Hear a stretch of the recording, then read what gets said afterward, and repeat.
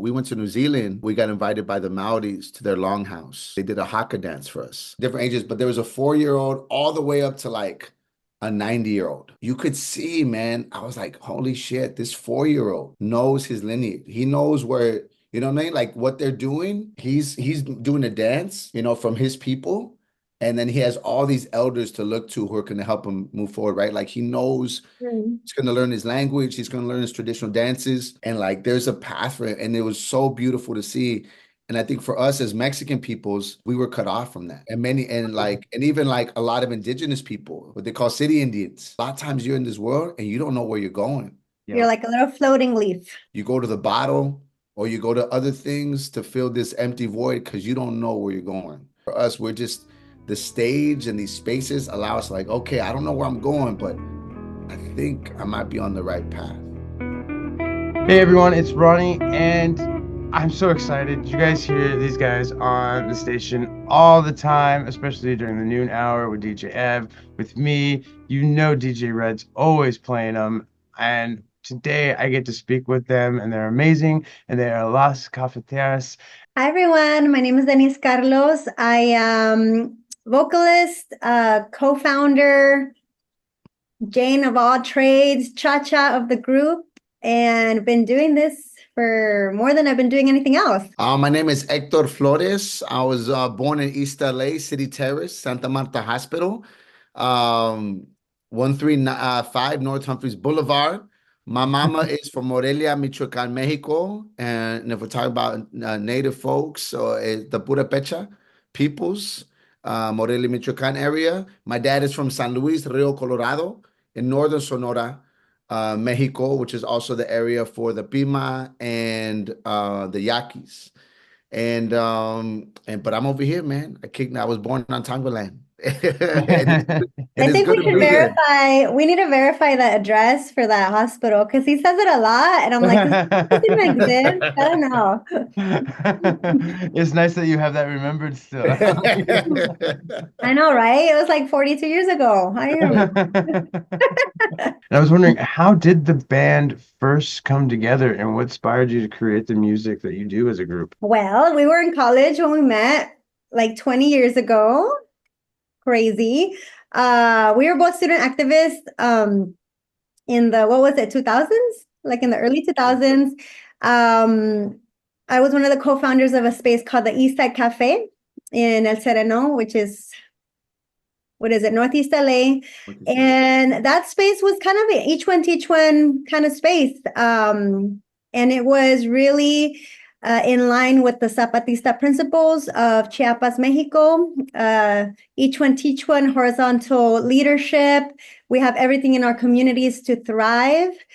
So one of the things that folks did was, come in and teach something, right? And we were all just friends doing a lot of that work, holding events and spaces for just community vendors and artists to celebrate in kind of a hood, right? Like a hood that was known for a lot of like gang activity and poverty. And so a lot of us took what we had and kind of like celebrated life. And one of those things was a son Jarocho class. And we started playing the music of Veracruz, Mexico. A friend was teaching us. And, after a while, we're like, what are we singing about? It was all in Spanish. And it was like, stuff from the campo. How do you say campo in English? The countryside. The countryside. And all of us born and raised in LA were like, maybe we should write something about our lives and in Spanglish because that's how I speak and that's what I understand. For us, it was really always just about being able to write our own stories, right? And we use this folk tradition to do that, this Son Jarocho tradition, which is a mix of African, Indigenous, Arabic, Spanish, beats, rhythms, and rhymes, right? So this music from Veracruz, Mexico is, when Africans were taken from their land and then they were brought to what we know today as Veracruz, Mexico. It was like a port. It was actually Africa, the Caribbean, and then the port. And so it was like a mixing of African peoples, indigenous peoples, the Popolucas, who really were around that area, and then also just Spanish and also Arabic folks. And like that's where this music comes from. Because we're organizers and activists, like that energy that we have in our show really it really sort of reflects sort of the energy we would take when we would like go out on the streets and sing and play in public. And none of us expected to do this like full time or on tour. We all had, we're studying and had jobs, and it was kind of a surprise that this is like, if you fast forward and this is what we do for a living, and this is like, we get to travel all over the country and make like connections with like other activists and artists all over the US and outside the US. It's a blessing, and it's like a surprise that was never really planned for. And so like, that's really what it is. Like, how do you start a punk band? 3 chords in a song, you know what I mean? Like 3 chords and some lyrics. And that's kind of like internal rage. Yeah. And that's how we started, you know? How do you approach songwriting as a collective when it comes to that? And One is because different members have different approaches.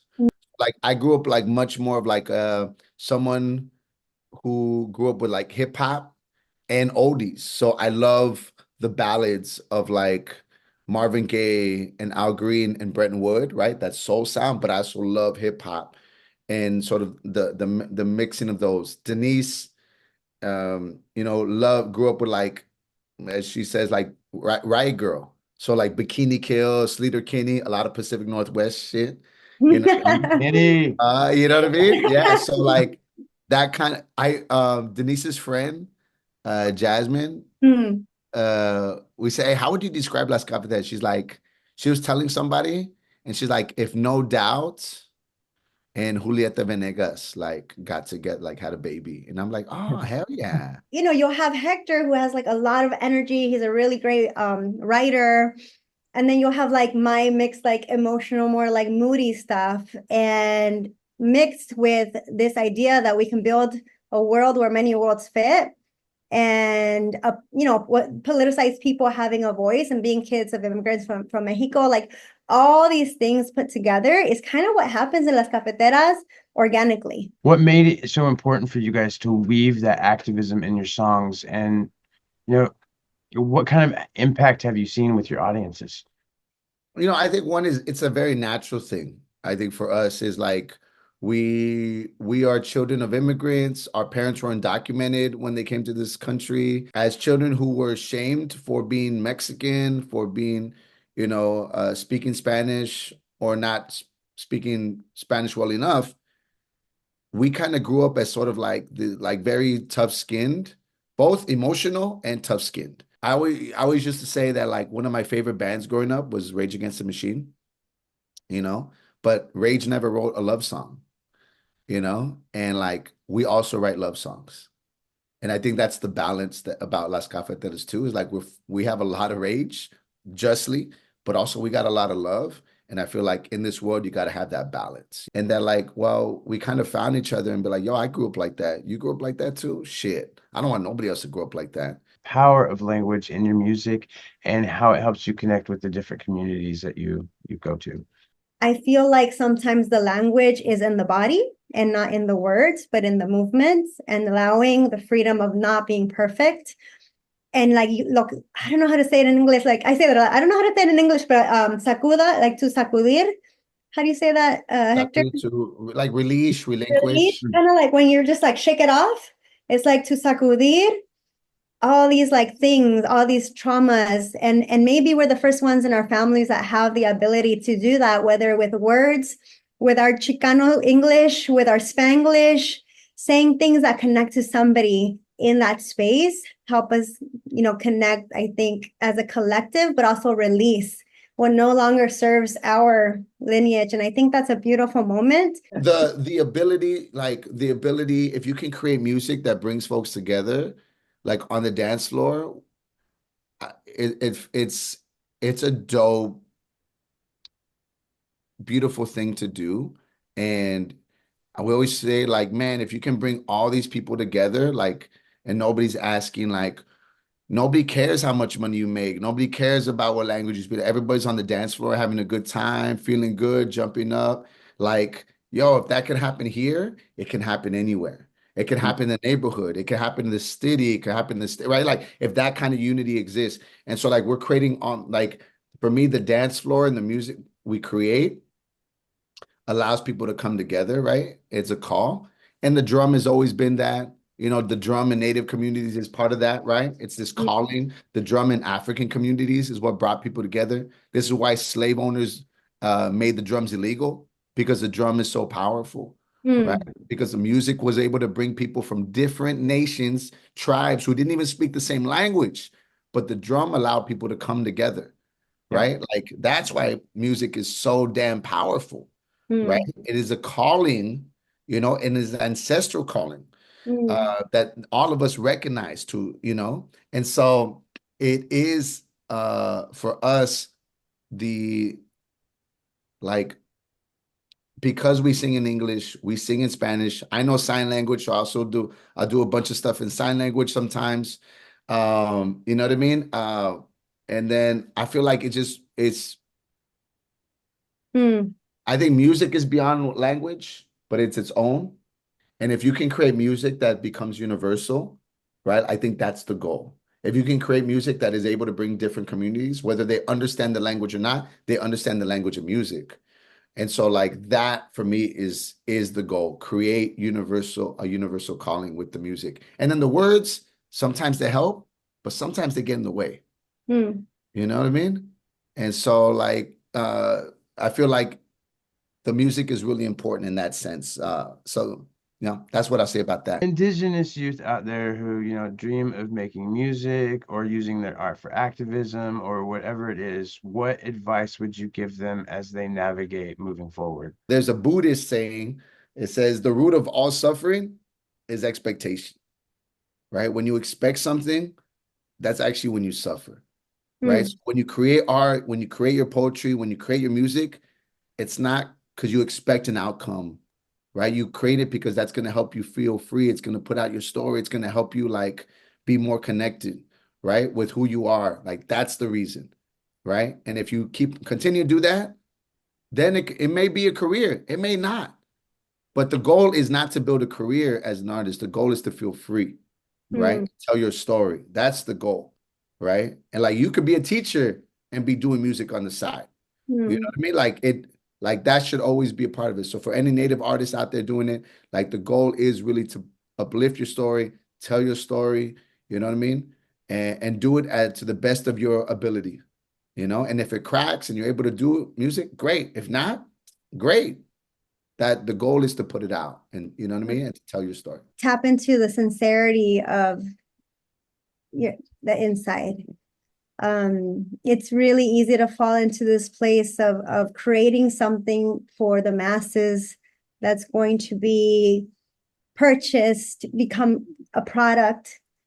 But I think what I've learned as an artist is that what's meant the most to people is what is honestly and sincerely coming out of me as an offering versus as something to be adored and passed on.